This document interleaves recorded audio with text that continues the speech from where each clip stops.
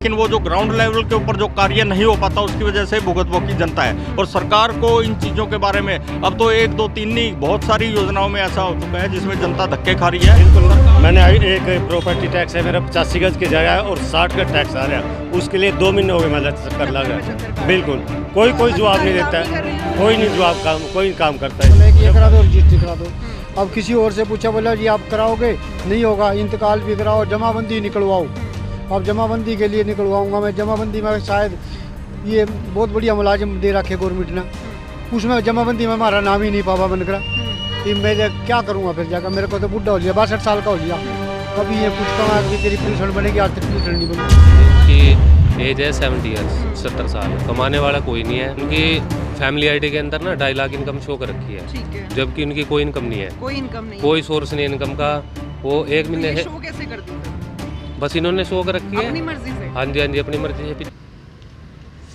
नमस्कार, मैं हूं अंजलि राठी और आप देख रहे हैं FBN यानी कि फ्रंटलाइन ब्रेकिंग न्यूज़। इस वक्त आप ये लाइव तस्वीरें हरियाणा के करनाल से देख रहे हैं और इस वक्त मैं मौजूद हूं म्युनिसिपल कॉरपोरेशन नगर निगम करनाल के बाहर। और आज आप सभी के लिए एक ऐसा मुद्दा लेकर मैं हाजिर हुई हूं जिससे शायद आप लोग ज़रूर जूझ रहे होंगे। जी हाँ, अगर आप हरियाणा में रहते हैं तो आपने ज़रूर सुना होगा कि अब जो है हरियाणा में फैमिली ID यानी कि परिवार पहचान पत्र बनाना बहुत ज़्यादा ज़रूरी हो गया और उसके चलते लोगों को काफ़ी ज़्यादा दिक्कतों का सामना करना पड़ रहा है। लगातार म्युनिसिपल कॉरपोरेशन के नगर निगम के चक्कर पर चक्कर काटने पड़ रहे हैं। आखिर फैमिली ID क्या है, क्या क्या दिक्कतें लोगों को आ रही है, इस चीज़ के बारे में आज बात करेंगे। और इस चीज़ के बारे में बात करने के लिए हमारे साथ मौजूद है राजेश जी है, इनसे जानकारी लेंगे। और आप सभी से अपील करेंगे कि इस खबर को, इस वीडियो को ज़्यादा से ज़्यादा शेयर ज़रूर कीजिए। और अगर आपको भी इस तरीके से कोई दिक्कत आ रही है, फैमिली ID की बात करें, प्रॉपर्टी ID की बात करें, इसमें किसी भी प्रकार की अगर आपको दिक्कत है तो आप नीचे कमेंट बॉक्स में आप अपनी दिक्कत हम तक ज़रूर लिख कर बता सकते हैं। सबसे पहले तो स्वागत है सर FBN पर। मेरा सीधा सवाल आपसे ये है कि फैमिली ID जो कि हरियाणा में 2019 में आई है, क्या फ़ायदा है उसका, क्या मकसद है इस तरीके की स्कीम बनाने का सरकार का? FBN के सभी फॉलोअर्स को मैं सबसे पहले नमस्कार करता हूँ। कहीं ना कहीं सरकार को चुनना लग रहा था और जिन लोगों को BPL का फायदा मिलना चाहिए था उन लोगों को नहीं मिल पा रहा था। इसी व्यवस्था को देखते हुए मौजूदा सरकार ने परिवार पहचान पत्र एक इंट्रोड्यूस किया है। ये पूरे देश में सिर्फ हरियाणा में हुआ है। इसके अंदर उन्होंने क्या किया कि ऑनलाइन सब परिवारों का डाटा इकट्ठा कर लिया, उसमें माता पिता का, बच्चों का समेत इनकम, उसमें आधार भी उसमें और टेलीफोन नंबर भी उसमें सारा इनकॉर्पोरेट कर दिया। इससे एक डाटा सरकार के पास ये आ गया कि इस पर्टिकुलर परिवार की इनकम इतनी है। हमने भी पूर्व में देखा कि यहाँ पे हजारों लोग मतलब 1-1, 2-2 दिन नहीं, 6-6 महीने वो चक्कर काटते रहे, लेकिन वो उस चीज़ से मतलब बाहर नहीं निकल पाए। लोगों में चर्चा ये भी है कि जो याशी कंपनी है वो टेंडर उनको इसलिए दिया गया क्योंकि भाजपा के करीबी है, इस वजह से उनको दिया गया। क्या सच में ऐसा कुछ हुआ है या फिर पूरे टर्म्स एंड कंडीशंस को फॉलो करके ही याशी कंपनी को ये टेंडर दिया गया? वो कमी की होने की वजह से सरकार को इनके ऊपर जुर्माना भी लगाना चाहिए, ताकि जो इनकी वजह से या नीचे अधिकारियों कर्मचारियों की वजह से फजीहत सरकार की हुई है तो वो कहीं ना कहीं कंपनसेट हो। तो अभी तक कोई कार्रवाई की गई है याशी कंपनी? मुझे ऐसा कोई अखबारों के माध्यम से या कहीं न्यूज़ के माध्यम से कुछ पता नहीं लगा कि सिर्फ उनका वो दूसरे और तीसरे चरण का कैंसिल किया गया। आपको नहीं लगता है इस तरीके से कोई भी अगर स्कीम आती है, पहले जनता से, जिनका फायदा सोच रही है सरकार, एक बार उन्हीं से पूछ लिया जाए, सर्वे कर लिया जाए मार्केट में जाके, उसके बाद जो है इस तरीके की स्कीम लेकर के आए, ताकि लोगों को दिक्कतें ना आए, बार बार चक्कर पर चक्कर ना काटने पड़े, क्योंकि सभी के अपने काम होते हैं। बार बार अपनी ड्यूटी छोड़कर, जॉब छोड़कर लोग फिर धक्के खाते हैं क्योंकि सरकार ने फायदा सोचा लेकिन यहाँ पे तो कुछ और ही निकल के आ गया। देखिए, बहुत ही बढ़िया सवाल आपने पूछा है।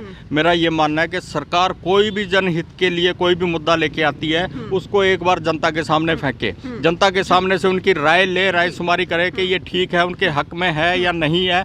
दूसरी बात ये कि सरकार को कोई भी स्कीम उतारने से पहले धरातल पर काम करना चाहिए, ठोस काम करना चाहिए। ये नहीं कि आज टेंडर छोड़ा और चौथे दिन कंपनी अपना काम करने शुरू, उनको ट्रेनिंग दे, उनको बताए क्या आपने चीज़ करनी है, कहाँ जाना है, कैसे नहीं जाना। अदरवाइज तो जनता ये देख लो, जितनी भी स्कीम सरकार लेके आई है, हर स्कीम के अंदर कहीं ना कहीं जनता मतलब परेशानी नजर आई। तो ये जनता हित के लिए है या फिर सरकार हित के लिए स्कीम है? डेफिनेटली देखिए कहीं ना कहीं बनाती तो जनता के हित के लिए है, लेकिन वो जो ग्राउंड लेवल के ऊपर जो कार्य नहीं हो पाता उसकी वजह से भुगत वो की जनता है। और सरकार को इन चीज़ों के बारे में अब तो 1 2 3 नहीं, बहुत सारी योजनाओं में ऐसा हो चुका है जिसमें जनता धक्के खा रही है। सरकार आगे से कोई योजना लेके आए तो उसको पहले अपना ग्राउंड लेवल पे उसको स्टडी करे, उसको उसमें उसकी जो जो खामियां हैं उनको दूर करे, और मतलब जो कम पढ़े लिखे हैं या जिनको नॉलेज नहीं है ऐसे ऐसे कर्मचारियों को मतलब ये कार्य ना सौंपे जाए। तो बिल्कुल ये थे आपके कुछ सवाल जो आपके मन में भी ज़रूर आए होंगे कि आखिर फैमिली आईडी का फ़ायदा क्या है, प्रॉपर्टी आईडी का फ़ायदा क्या है, क्या लोगों को दिक्कतें आ रही है।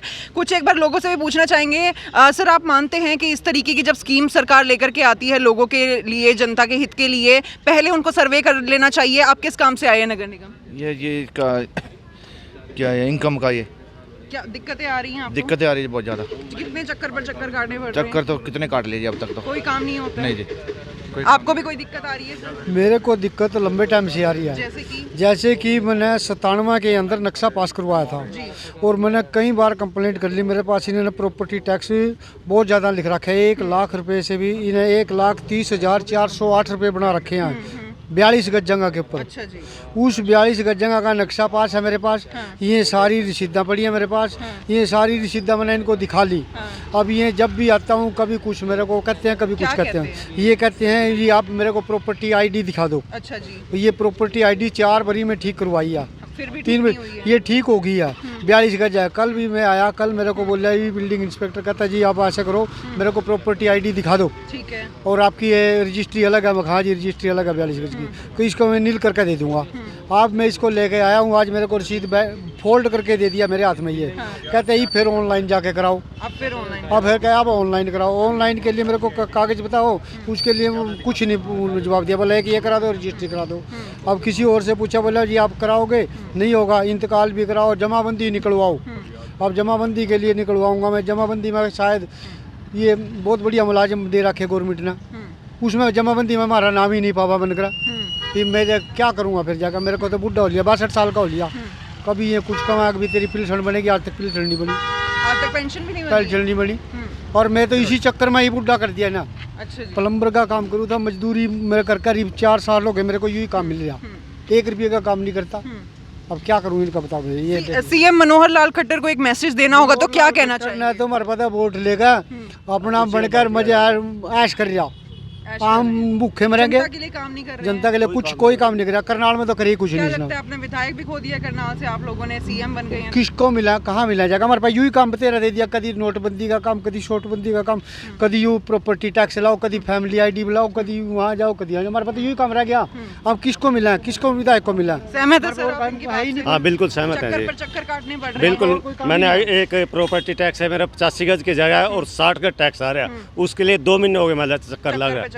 बिल्कुल कोई जवाब नहीं देता है, कोई नहीं जवाब काम, कोई काम करता है। जब कहे छुट्टी पे जाओ जी सीएससी सेंटर से कराओ, वहाँ जाके करा लो। सीएससी सेंटर वाले कहते हैं वहाँ से कराओ पहले। यहाँ कुछ होता नहीं, ना कोई जवाब देता भाई कितने दिन में ठीक है, कहते हैं घर जाओ जी हो जाएगा, ना कोई टाइम देते भाई कितने दिन में होएगा, कोई टाइम नहीं देते।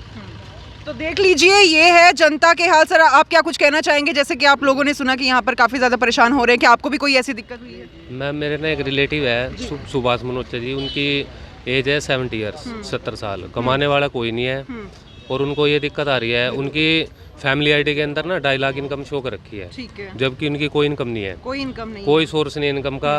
वो 1 महीने से शो कैसे कर दी फिर? बस इन्होंने शो कर रखी है अपनी मर्जी से। हाँ जी अपनी मर्जी से पीछे से शो हो रही है। और वो 1.5-2 महीने से ना यहाँ निगम के चक्कर काट रहा है। मैं भी उसके साथ 3-4 बार यहाँ आया हूँ निगम में, तो कोई रिस्पॉन्स नहीं दे रहे। कह रहे हम घर जाके चेक करेंगे, ये करेंगे, वो करेंगे, यही सिस्टम बना रहे हैं वो, लेकिन कोई रिस्पॉन्स नहीं मिल रहा। उनकी कोई आमदनी नहीं है। घर का मकान है उनका जो अपना खुद का, वो घर का मकान भी उनका नहीं है, उसके भाई के नाम है। और उसमें से वो जो उसका घर का खर्चा है ना, उसकी लड़की दिल्ली शादी कर रखी है, वो बेचती है उसका खर्चा। अच्छा जी। हाँ बड़े परेशान हो रहे हो बेचारे। तो यही रिक्वेस्ट है भाई, अगर उनकी हो जाए तो। ओल्ड एज पेंशन है सिर्फ वो, ओल्ड एज हाँ पेंशन जी। है तो बिल्कुल जी सर।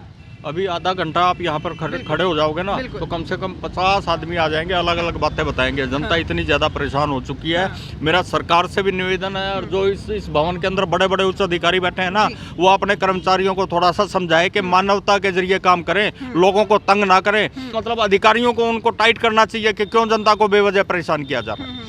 तो आपको नहीं लगता है कि जो फजीयत हो रही है वो उन्हीं की वजह से, उन्होंने अधिकारी कैसे चूज किए हुए हैं, उन्होंने उनको देखना कहीं ना कहीं सरकार की भी कमी है कि वो इनके ऊपर लगाम नहीं कस पा रही है। यहाँ पर इन्होंने कहा कि जब आते हैं तो छुट्टी होती है। बिल्कुल, यहाँ पे कह दिया जाता है हमारा सर्वर डाउन है, हमारा ये है, अब वो बहुत सारे मैं कह रहा हूँ कि यहाँ आप आधा घंटा रुकेंगे तो 50 आदमी आ जाएंगे। तो एक आखिरी में मैं आपसे सवाल पूछना चाहूंगी, अगर सीएम मनोहर लाल खट्टर को कोई मैसेज देना हो तो क्या कुछ कहना चाहेंगे? ये कहेगा भाई, जो मान लो इन्होंने मान लो यहाँ बैठे हैं, जो निगम में अफसर बैठे हैं, ये रिक्वेस्ट है भाई जो भी आए मतलब उनका काम जल्द से जल्द करे। अब ये तो गलत बात है ना, देखो हर पर्सन अपना काम छोड़ के यहाँ पे आता है और उसके बाद भी रिस्पॉन्स नहीं मिल पाता है, फिर वैसे परेशान कर रहे हैं लोगों को। तो बिल्कुल सभी जो है अपने काम छोड़कर यहाँ पे आते हैं। ये लाइव तस्वीरें आपने नगर निगम करनाल से देखी और ये दिक्कतें लेकर पहुँचे हैं लोग।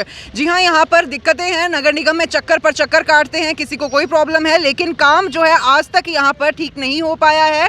किसी का कहना है कि 2 महीने से यहाँ पर चक्कर काटे जा रहे हैं। तो इसमें आखिर रिस्पॉन्सिबल कौन है? आप खुद समझदार है। लोगों के हित के लिए जो है स्कीम्स बना दी जाती है, लोगों से पूछा भी नहीं जाता, उनके घर पर जाकर एक बार सर्वे भी नहीं किया जाता कि जो स्कीम आप जनता के लिए लेकर आ रहे हैं वो सच में सही है या फिर गलत है, क्योंकि उसके बाद जो रियलिटी है वो ये सब है। आप देख सकते हैं चक्कर पर चक्कर लोग काटते हैं, यहाँ पर अपना काम ठीक कराने के लिए आते हैं, लेकिन अधिकारी क्या करते हैं वो आपने यहाँ पर खुद ही समझ लिया है। मैं चाहूंगी कि आप इस खबर को देखिएगा और अगर आपको भी इस तरीके से कोई भी दिक्कत परेशानी है, आप अपने विचार कमेंट बॉक्स में लिखकर हम तक जरूर पहुंचाइए, हम आपकी आवाज जरूर उठाएंगे और आप सभी से अपील करेंगे कि इस खबर को देखिएगा, इस खबर को शेयर जरूर कीजिएगा। लाइव तस्वीरें आप हरियाणा के करनाल से देख रहे थे, मैं अंजलि राठी, धन्यवाद।